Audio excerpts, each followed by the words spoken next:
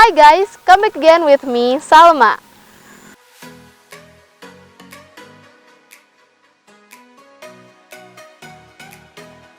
Dilahirkan pada pertengahan abad ke-5 Hijriah dari ayah seorang penenun wol sehingga dijuluki Al-Ghazali. Al-Ghazali memberi perhatian yang sangat besar untuk menempatkan pemikiran Islam dalam pendidikan. According to him, seluruh metode pendidikan harus berpegang teguh pada syariat Islam. Tujuan pendidikan menurut Al-Ghazali adalah untuk mendekatkan diri kepada Allah Subhanahu wa Ta'ala, not to seek title, position, or material. Jika tujuan pendidikan diarahkan untuk memperoleh materi, maka akan menimbulkan kedengkian, kecurangan, kebencian, dan permusuhan. Tujuan pendidikan menurut Al-Ghazali harus mengarah kepada realisasi tujuan keagamaan dan akhlak. Al-Ghazali membagi tujuan pendidikan menjadi dua tujuan. The first is long-term goal, pendekatan diri kepada Allah Subhanahu wa Ta'ala. Pendidikan dalam prosesnya harus mengarah manusia kepada pengenalan, kemudian pendekatan diri kepada Tuhan Sang Pencipta Alam. The second is short-term goals, yakni diraihnya profesi manusia sesuai bakat dan kemampuannya. Pemikiran Al-Ghazali terhadap pendidikan tidaklah mengabaikan keseimbangan antara dunia dan akhirat. Hal ini dapat kita lihat dari tujuan pendidikannya, yaitu agar manusia berilmu bukan sekedar berilmu, melainkan ilmu yang diamalkan in our daily life.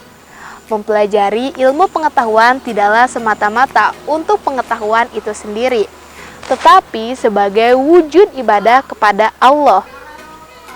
Ilmu pengetahuan menurut Imam Al-Ghazali adalah as a friend di waktu sendirian, di waktu sunyi, penunjuk jalan kepada agama, dan merupakan pendorong ketabahan di saat dalam kekurangan dan kesukaran. Nah, according to him, bayi lahir dalam keadaan jernih dan suci, lalu tumbuh menjadi anak-anak who need personality, karakter, and attitude saat hidup dan berinteraksi dengan lingkungan. Keluarga lah yang mengajarkan anak-anak tentang bahasa, adat istiadat, tradisi agama, dan lainnya. Therefore, yang paling bertanggung jawab terhadap baik atau buruknya pendidikan seorang anak adalah orang tua mereka. Parents are partner in educating children. We can start ketika mereka menginjak masa anak-anak. They will learn Al-Quran. They are taught to obey the advice of the parents, guru, serta orang-orang yang lebih tua dari mereka. Apart from that, mereka juga harus diajarkan menjadi orang yang jujur, sederhana, dermawan. Nah, tapi ingat ya bun, berikan contoh bagi mereka untuk diikuti, not ordering or scolding them. Anak-anak cenderung meniru perilaku orang tuanya.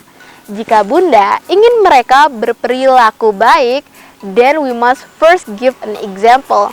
Misalnya, membuang sampah di tempatnya. Anak-anak secara otomatis akan belajar dan mengikuti kebiasaan tersebut. Selalu memperlakukan anak-anak sebagai orang dewasa juga penting loh. They also want to be respected dan dianggap penting oleh orang tua mereka. Puji mereka atas tugas yang mereka lakukan dengan baik. Libatkan mereka dalam membuat keputusan, especially related to their needs, such as in choosing clothes, sepatu, atau warna cat kamar mereka. Al-Ghazali also once said, jika anak menerima ajaran dan kebiasaan hidup yang baik, maka anak itu akan menjadi baik. Nah, sebaliknya, jika anak dibiasakan kepada hal-hal yang jahat, maka anak itu akan berakhlak jelek. I'm Salma, thank you for watching. Saran dan kritik sangat saya tunggu.